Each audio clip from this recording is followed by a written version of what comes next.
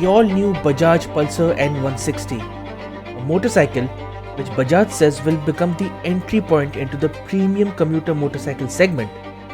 The N160 has nothing in common with the NS160 launched 5 years ago.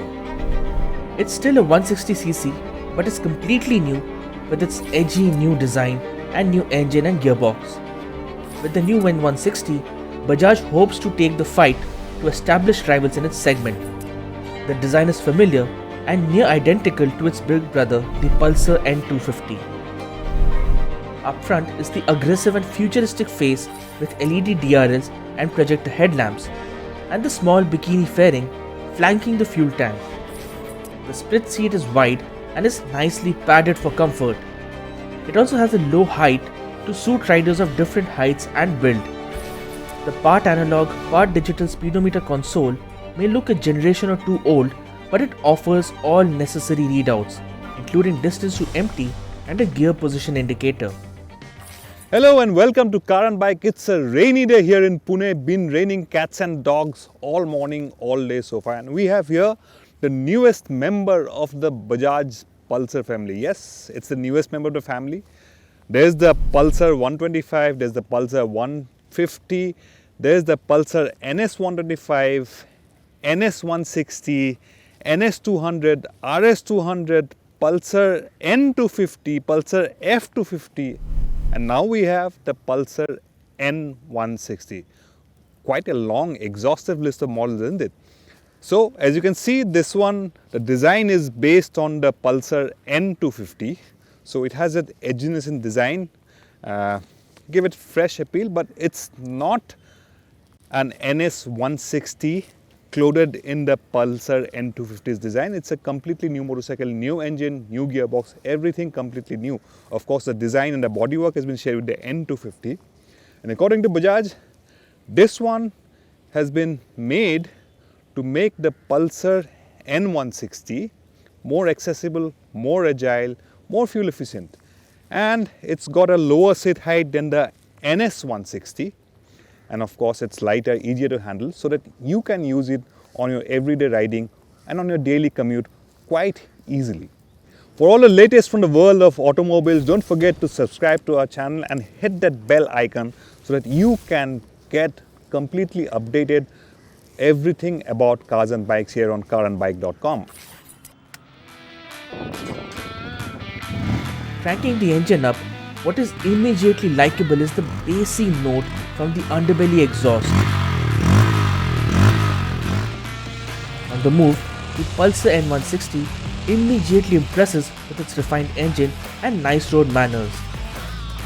The new engine is smooth, probably the smoothest in any entry-level Pulsar in a long time. Gear shifts are slick and precise, and the 5-speed transmission complements the engine's refinement. There's enough low and mid-range grunt to keep things interesting in traffic, and the spread of torque of the engine is nice and wide, so there's plenty of shove till the mid-range. From a standstill to about 70 to 75 km per hour is achieved quite effortlessly. The Pulsar N160 offers a comfortable and a fairly upright riding position with slightly rear set foot pegs. Coupled with its lightweight, refined performance and agility, it's an impressive motorcycle while filtering through traffic. And when the going gets rough, the Pulsar N160 can take everything in its stride quite effortlessly. The new Pulsar N160 is quite light on its feet. It's agile, it's easy to handle in traffic if that's the kind of riding you'll be doing. And the engine is quite tractable, so if you're in city speeds, quite nice. Gear shifts are slick, no complaints there. Quite a nice engine actually in the low and mid range. But the problem is if you seek a top end performance beyond 70 km per hour speed, that's when the N160 feels a little lethargic to me.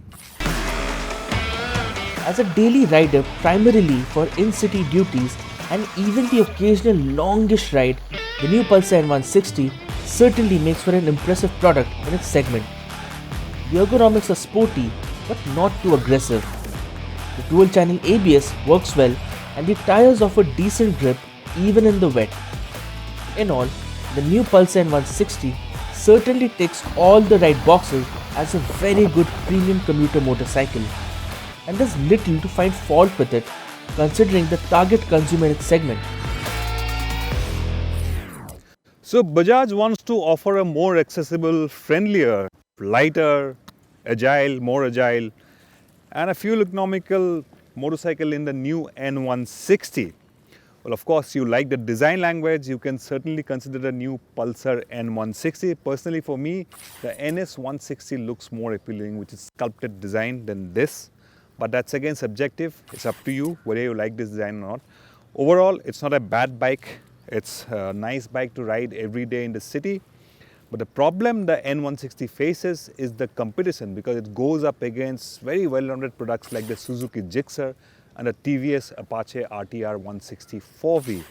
That's where it lacks, because low and mid-range it's fine, but if you're looking for top-end performance, that's where it fails to really wow you. Priced at 1,28,000 rupees ex-showroom for the top-spec dual-channel ABS variant, the new Pulsar N160 makes for a well-rounded and refined package in the premium commuter segment, and now has all the qualities to take the fight to the very best in its segment.